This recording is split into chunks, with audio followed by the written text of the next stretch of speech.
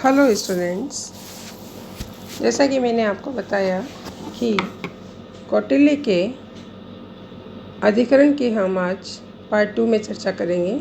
इससे पूर्व मैंने आपको कौटिल्य के बारे में और कौटिल्य का अर्थशास्त्र के बारे में संक्षिप्त परिचय दिया था।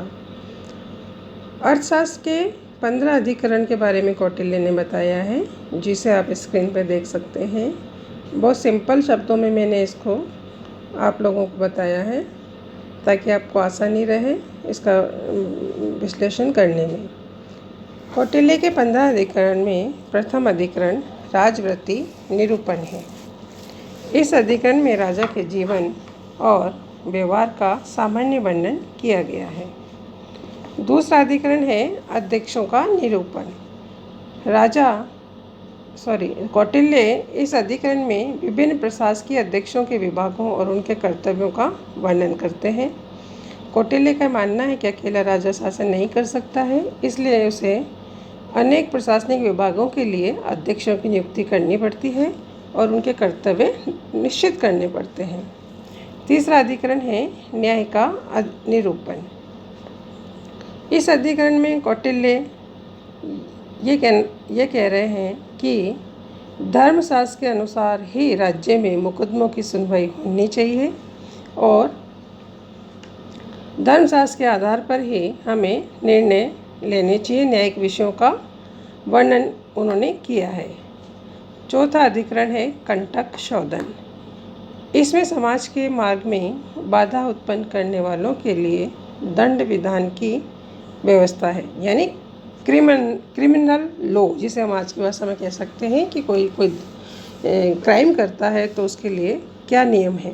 तो ऐसा ही दंड विधान उन्होंने अपने अर्थशास्त्र में बताया है। पांचवा अधिकरण योग व्रत निरूपण।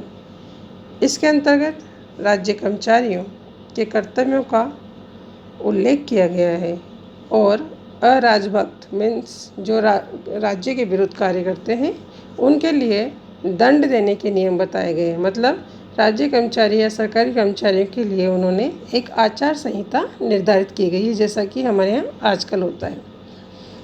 छठा अध्याय है छठा अधिकरण जिसे हम कह सकते हैं वो है प्रकृतियों का निरूपण। इस अधिकरण में मंडल योनि में शत्रु राष्ट्रों को वश में करने के उपाय बताए गए हैं।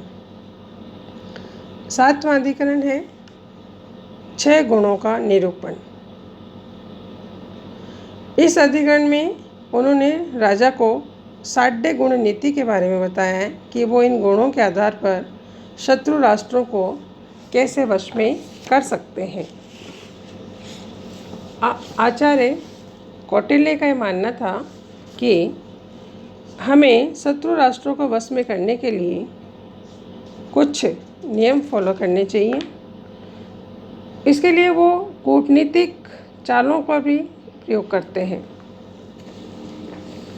आठवां अधिकरण है वैष्णव का निरूपण। इसमें राज्य की विपत्तियों के मूल कारण तथा उन्हें दूर करने के उपाय बतलाए गए हैं। 9वां अधिकरण है आक्रमण का निरूपण।